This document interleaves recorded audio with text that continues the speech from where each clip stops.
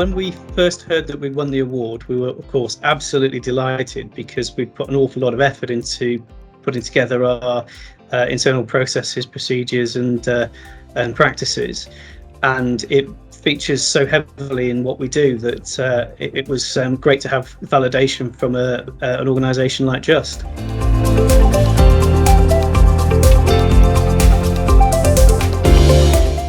I think the three key things that contributed to our firm winning the award is the culture that we've got, putting the client at the centre of everything and trying to be the best at what we can do. Alongside that, we've invested in technology to help us identify vulnerable customers or customers in vulnerable circumstances at the earliest possible opportunity, such that we can then make the appropriate interventions and accommodate their needs into our process. I think the third most important thing really is that we've also focused so heavily on training and making sure that our staff have all the tools that they need to be able to respond appropriately to the needs of our customers when those vulnerabilities or the vulnerable circumstances are actually identified.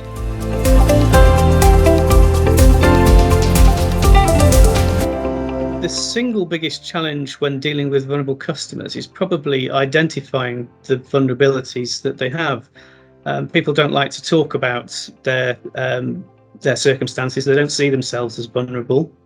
But unless we're able to actually identify at the earliest opportunity, we can't then make the appropriate interventions or accommodate their needs into our process.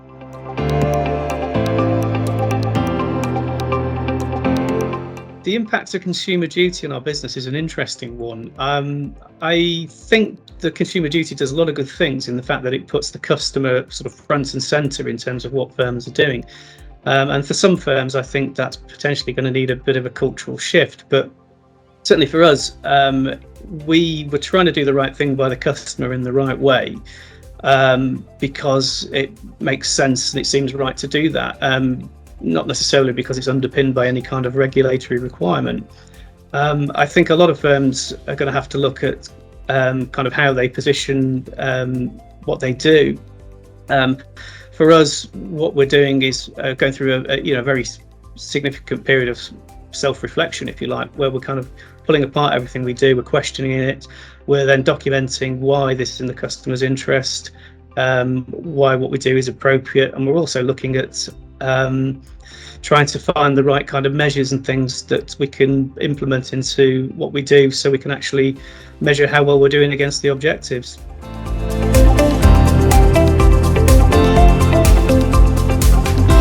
One thing that we're looking to do to ramp up the customer vulnerability agenda over the next year really is to try and focus in on what we're doing to continuously improve the processes. We're looking to gather lots of information, look at what's worked well, what hasn't worked so well, and then share all that information and amongst our staff and our teams so that they can be the very best at what they're doing.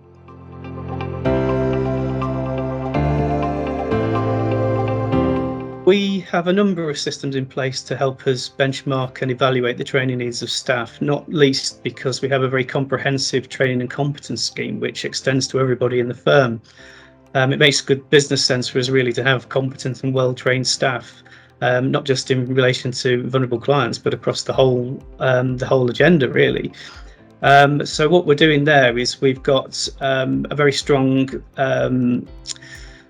framework of supervision where staff are given a very thorough induction when they kind of come in. They're given lots of on-the-job training and support, and the firm provides lots of central training which covers lots of areas, including customer vulnerability. And then we kind of go through a period of evaluation. So we look at effectively whether that's encouraging and embedding the required behaviours and the kind of things that we're actually looking for.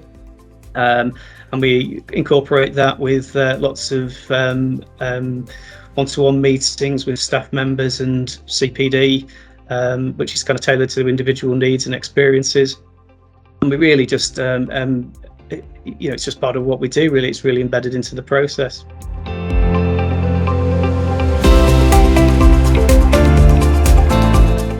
We ensure consistency of approach within the business by having very, very clear policies and guidance. We also have a lot of aid memoirs, which kind of sits, immediately to hand by the people who are interacting with our customers. We've adopted lots of different approaches, communication models and things like that, which allow people to a framework in which to respond to customer needs and individual circumstances. We also do quite a bit of monitoring work where we will listen to calls, we'll look at what people are doing, we'll try and provide appropriate feedback and guidance where we think it's required. But what we've done also is we've invested in technology. So we've used the Comentis system, and we've implemented that, which has enabled us to identify customers' vulnerabilities at the earliest opportunity.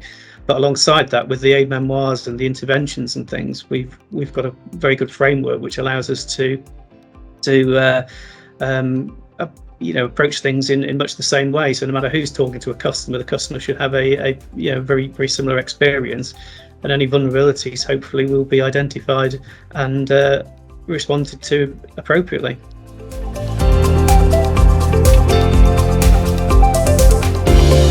In terms of support from the providers and what we would like, it's an interesting one, because I don't think we see it necessarily as the provider's responsibility to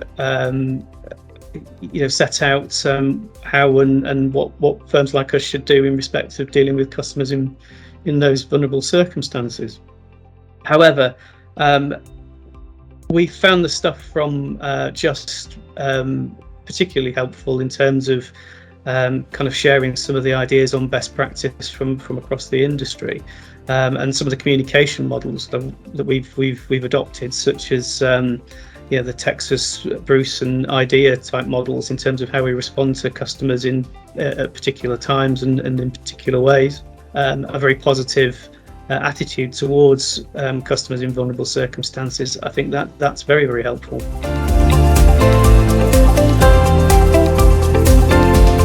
In terms of the two initiatives that we're following, which we would like or we would recommend other firms adopt, I think the first one is to look at something like Comentis. Sort of looks at vulnerability in a sort of slightly different way.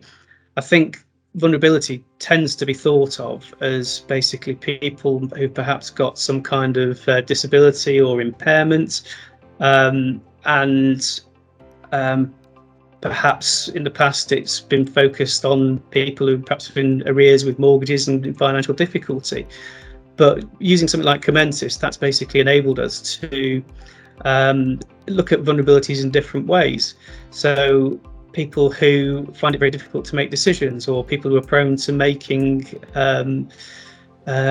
decisions very quickly, perhaps then moving on to kind of regret those decisions. We wouldn't necessarily have thought of somebody who was an ex-business person being vulnerable because they're at retirement. However, so much of somebody's identity is wrapped up in their job and what they do, that when they don't have that anymore, and they've got a lot of time on their hands, and they're finding it a bit unnerving that they're making some big decisions around their financial future. That can be quite quite I suppose interesting to see. The other initiative perhaps that we would recommend is basically don't just treat vulnerability and vulnerability training as a discrete exercise that you do once a year just to tick it off. I think you really have to focus in on what you're doing and why, and constantly evaluate, constantly feedback, and do training sessions, group training sessions, individual training sessions, really just to keep the vulnerability focus amongst the staff and the people that are dealing with your customers.